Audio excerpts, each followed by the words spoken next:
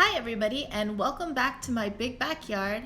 I decided that it was finally time to update you on the Grafting Project. If you remember, back in September of this past year, September 2021, I attempted to graft cacti on Trichocereus rootstock for the first time. I started with tiny seedlings, and I actually was successful with 8 grafts. The rest of the grafts completely failed. Some of the seedlings that came off the grafts, I just stuck back into soil to see if they would root, and they did, some of them. And the rest, well, I have tons of replacement seedlings, so it really wasn't that big of a loss. But right now, what I'm going to do is I'm going to show you the results of the grafting project. And I'll also show you the seedling sizes of the babies that were not grafted from the same cacti type. So, from the same seeds. Okay, so here's an overall view of my successful grafts as well as some babies. We'll start with this one right here. This particular cactus is a Trichocereus Hybrid. The seedlings came from the Cactus Jerk, not the seedlings. The seeds that I started came from the Cactus Jerk, who's located in Germany and does a lot of hybridizing of Trichocereus cactus. So this one, the graft is going really well.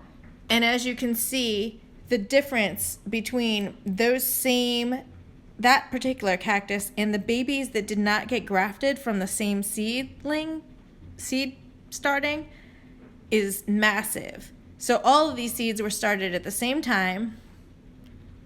In September, I took a seedling and I grafted it onto Trichocereus, and this is what it looks like now at the beginning of February 2022. So September, October, November, December, January, February, 6 months later, this is the result of that one. Another one that I did is this one. I didn't bring the baby over from this variety, so it's hard to tell how much it's different, but you can imagine. I've got this one here, another successful little graft. Now this one, I got the seeds at a different place. I don't exactly even remember where, but this is Trichocereus Hybrid. I'm not even sure how to pronounce that. And right back here, I have the other seedlings from that one. These are ones that did not get grafted. And you can see there is a huge difference between this guy that was grafted in September and these guys, which were started at the same time and not grafted.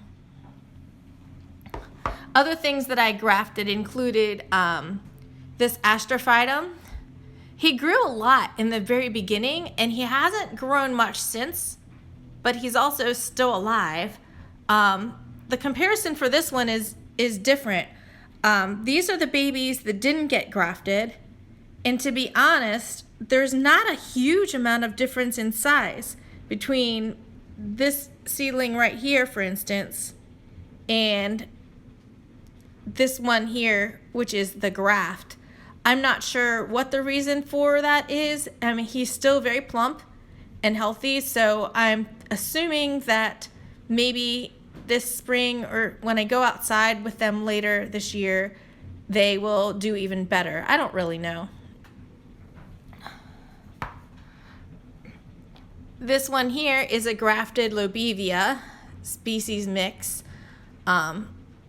Its other counterparts are also still very small. But as you can see, I have a nice little successful graft. Now, I had thought that grafts would grow even faster than this. I'm not really familiar with much about it though. I've only played with it a few times, and I'm really looking forward to grafting more of these at a later time.